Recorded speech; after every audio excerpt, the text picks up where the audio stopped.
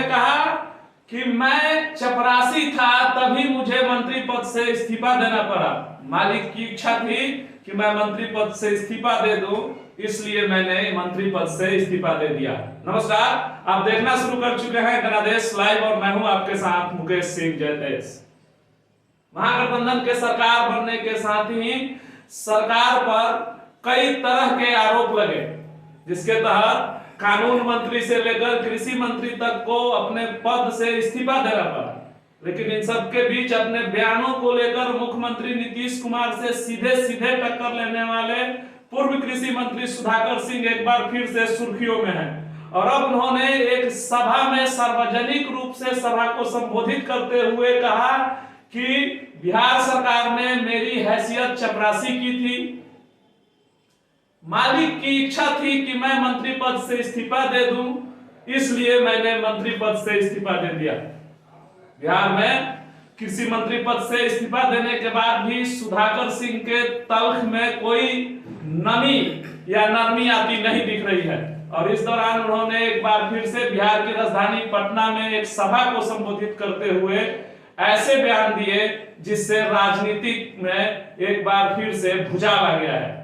Bharatiya Janata party के कद्दावर नेता और बिहार के पूर्व उप मुख्यमंत्री सुशील मोदी ने सुधाकर सिंह का समर्थन करते हुए कहा कि निश्चित तौर पे महागठबंधन की सरकार में किसी भी मंत्री की हैसियत चपरासी से ज्यादा नहीं है।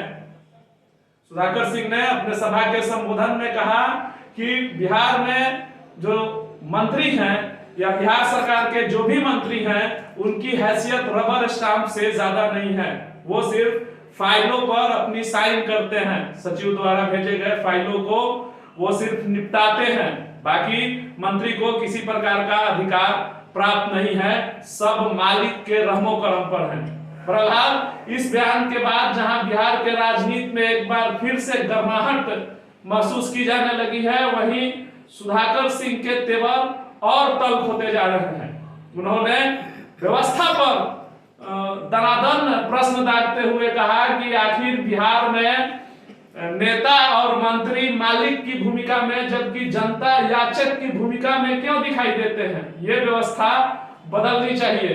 उन्होंने बिहार सरकार के मुख्यमंत्री नीतीश कुमार पर भी कटाक्ष करते हुए कहा कि कुछ लोगों को ऐसा महसूस होता है कि स्वर्ग का रास्ता पीएम के पद से होकर जाता है। बिहार में पीएम और सीएम के रेस को लेकर होड़ मची हुई है और इसका समर्थन इस समय भारतीय जनता पार्टी के कद्दावर नेता और राज्यसभा सांसद पूर्व उप मुख्यमंत्री सुशील मोदी ने भी किया है और कहा है कि महागठबंधन की सरकार में जिस तरह से मंत्रियों को नापा जा रहा है, जिस तरह से मंत्रियों को के साथ व्यवहार किया जा रहा है, वह कहीं ना कहीं मालिक वाली फीलिंग दिला रही है। और ऐसे हालात में जब बिहार के मंत्रियों की ये स्थिति है और एक मंत्री का ये बयान है, तो आप सहज अनुमान लगा सकते हैं कि बिहार में किस प्रकार से सत्ता के शीर्ष पर बैठे लोग एकाधिकार स्थापित करके, एकाधिपत्य स्थापित करके सरकार को चला रहे हैं।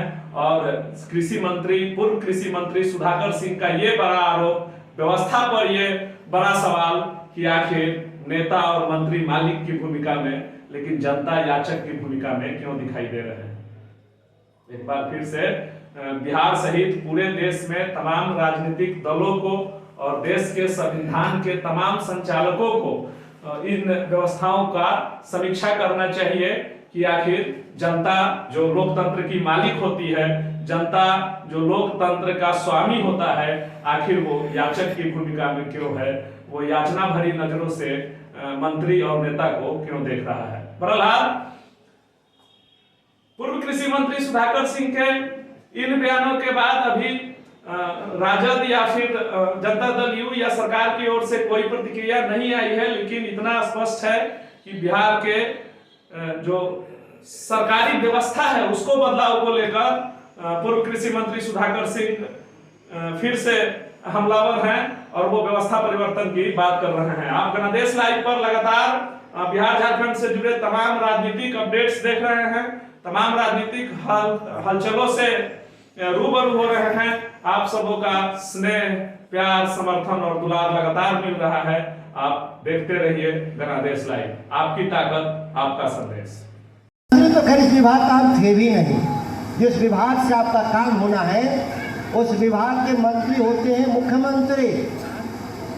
कार्मिक एवं प्रशासनिक सुधार विभाग, और यह विभाग कौन देखता है?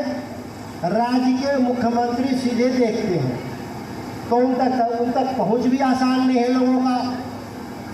और आजकल के मंत्री तो चपरासी होते हैं, कहने को तो मंत्री है कागज में, लेकिन सरकार की नज़र में चपरासी हैं, रबर स्टाम्प। उधर से सचिव फाइल ला देता है, उधर दस्तखत कर देता है डर से कि मेरा मास्टर नाराज हो जाएगा, फाइल पे दस्तखत नहीं करेंगे।